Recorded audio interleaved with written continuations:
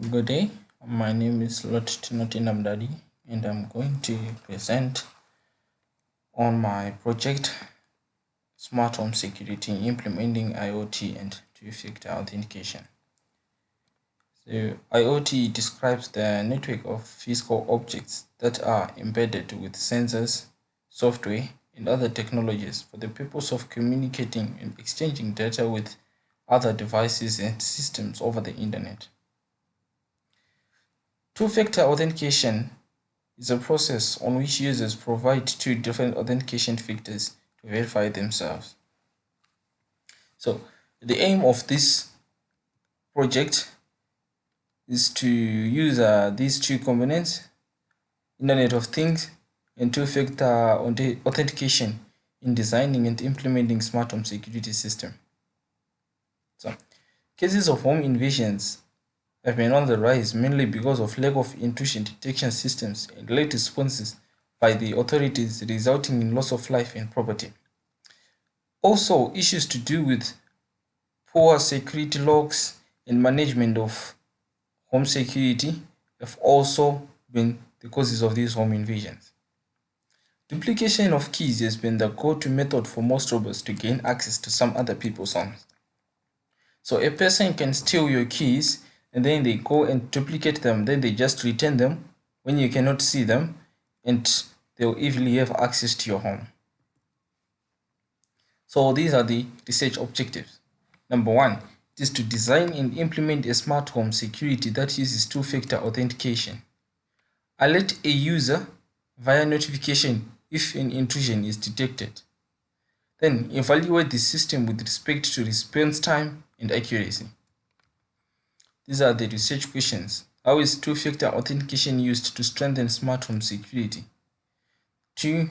How is a notification alert initiated when there is an intrusion? In order to carry out this research, the build methodology was used. This methodology involves a set of good practices that needs to be followed as the system is being developed. The methodology consists of 4 phases to develop the system, which are illustrated on the figure below. So we have the system design, reuse of components, choosing adequate programming language, and testing. So during the system design phase, the system is going to use an ESP32 microcontroller to provide power and functionality to the system. The MQTT protocol will be used to provide communication and facilitate exchange of data between components of the system. There's going to be a second build and it will be integrated by C++ code built using the Arduino IDE. So our programming language that we're going to use on this research project is C++, and the variety of the components here will be either used which supports the phase of reuse of components, and as the system is being developed, testing will be done at all phases. So these are some of the development tools that we used when building this project. We used a Core i5 laptop, the Arduino IDE platform, ESP32 libraries, some various sensors including motion sensor and hall sensor, and a buzzer. The researcher used the prototyping to develop the system. The software prototype was developed using the steps shown by the steps shown below, and some of the activities done by the researcher at each stage are listed below. So number one, there was basic requirement identification. Relevant information was acquired for the development of the study through observations and analysis of past related works in line with the research objectives. Number 2, design and developing the initial prototype. From the requirements that were acquired, the researcher designed an initial prototype of the system by matching the components that provided the basic functionality of the system and the software code to initiate the communication between the components and the view of the prototype. Various personnel, including the supervisor and some other students, were consulted to provide the insights of the develop's initial design, and some areas to improve on were highlighted and also new features were brought to light. Then revise and enhance the prototype. The feedback and the review comments were put into consideration. The most important features were incorporated into the prototype design. Then the process was repeated over and over again until all the research objectives were achieved. So here we're going to show the system demo. Good day. I'm going to demonstrate how my project works. My project is Smart Home Security Implementing IoT and two-factor authentication. So the system is based on all these components here, which includes a mobile phone, servo motor, RFID tag and scanners, LEDs, a buzzer, and we're going to use a ESP32 microcontroller. So in order to unlock the door, first a user needs to log into a mobile app, and when they log in, they come to an interface just like this one. So when the user tries to unlock the door first, they have to press the open door button. When they press the open door button, the servo motor here, it will rotate to a certain degree. So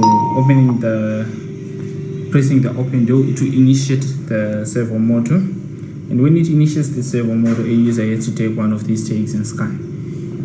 So this tag right here, it represents like a authenticated tag, and this one is not authenticated. So when a user brings the authenticated tag to the scanner, the green LED will blink twice and the user will be granted access. Otherwise, if they take another scanner, the red LED there will be blinked twice, which signals that access has been denied. So I'm going to show you how it works, and our results will be shown here by the serial monitor. So first we open the door. You see the serial monitor is empty. So firstly we open the door. When open the door, the servo motor has been initiated here, and the input has been prompted. So the user is asked to scan the tag now.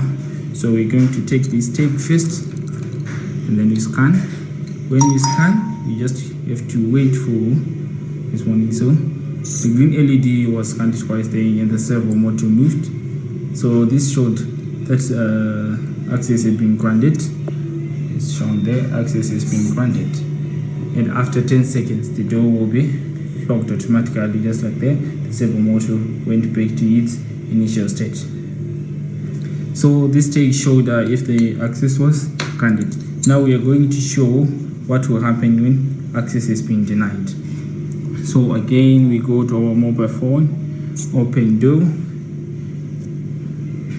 We take the second tag, we scan our tag, and let's wait for the red LED blinked twice and the servo motor returned to its initial state. So after all this has been done, when we have scanned all our tags, the information is recorded to a Google Sheet. So this is the Google Sheet which keeps all logs. This one is the most recent ones of the tags that have been scanned. So these are all, this is the log for all entities that have been. So next we are going to show you how the intrusion detection system works. So when the door is locked, we use a hall sensor to detect if our door is locked or not. So the hall sensor is embedded on the microcontroller chip, so it is just down below the chip here. So it works by detecting magnetic signals. So here we are going to use a magnet, which is this one. So the magnet, if the magnet and the microcontroller are in close contact like this, it means that the door is locked or the door is closed.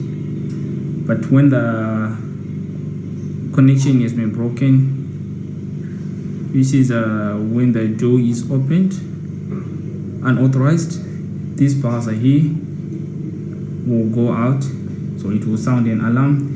At the same time, there will be a notification here at the phone, so the notification will override the do not disturb mode of the phone. So we are just going to set the do not disturb mode here. So we've activated the do not disturb, so it's going to buzz the phone and override the do not disturb mode to show an intrusion. So we are just going to remove the magnet here. So when we remove the magnet, the buzzer sounds and there goes the intrusion.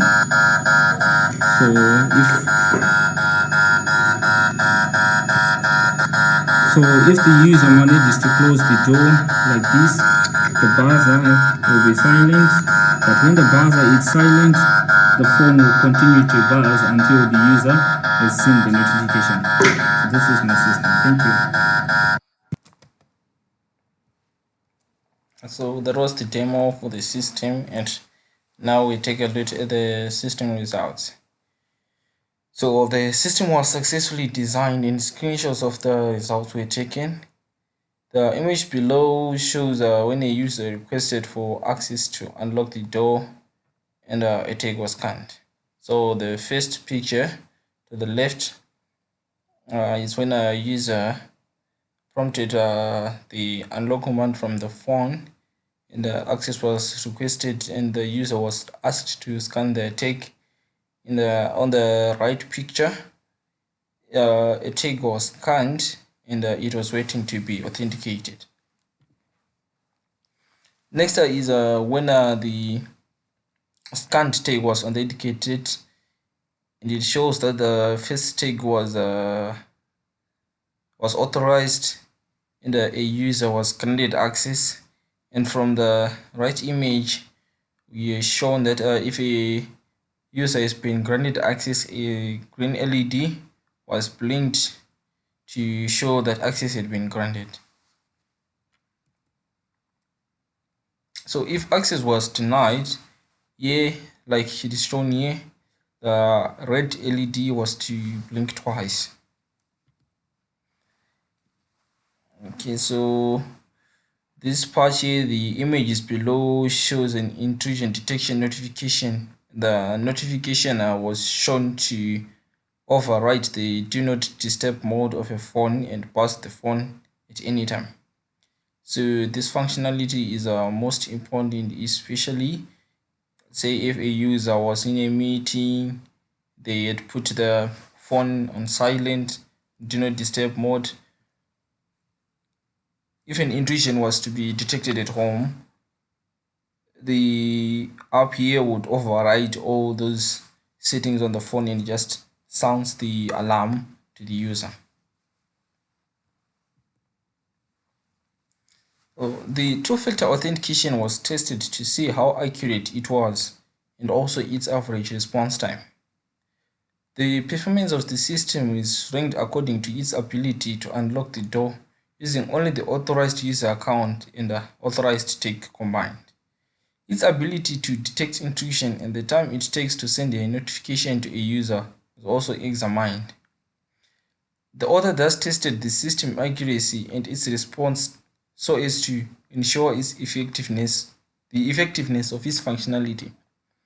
The average response time of the system was calculated and it showed a result of 7.85 seconds.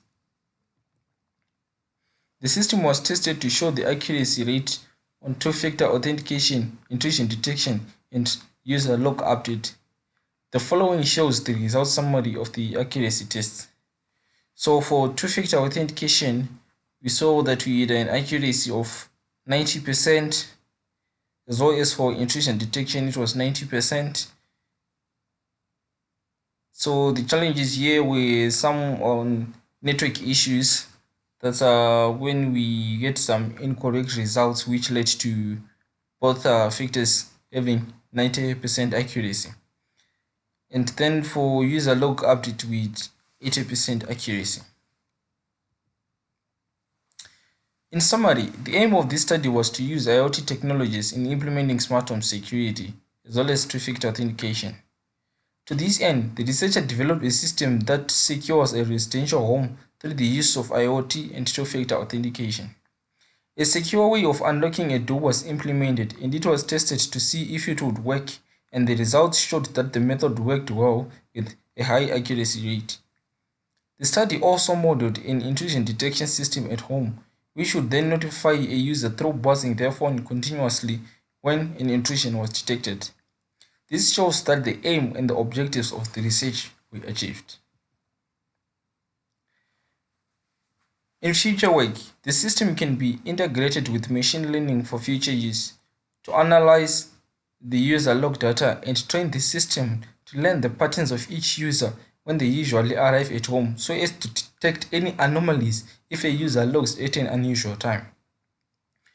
For the system to be deployed on a full scale, it is fully recommended that strong internet is used so as to avoid issues with slow authentication and failure to log some data to a database. More powerful sensors have to be used in order to get more accurate detail, since in this case it was only a prototype, hence the sensors collected information on a smaller scale. The sensors have to be positioned in a more effective way, as well as to get maximum readings.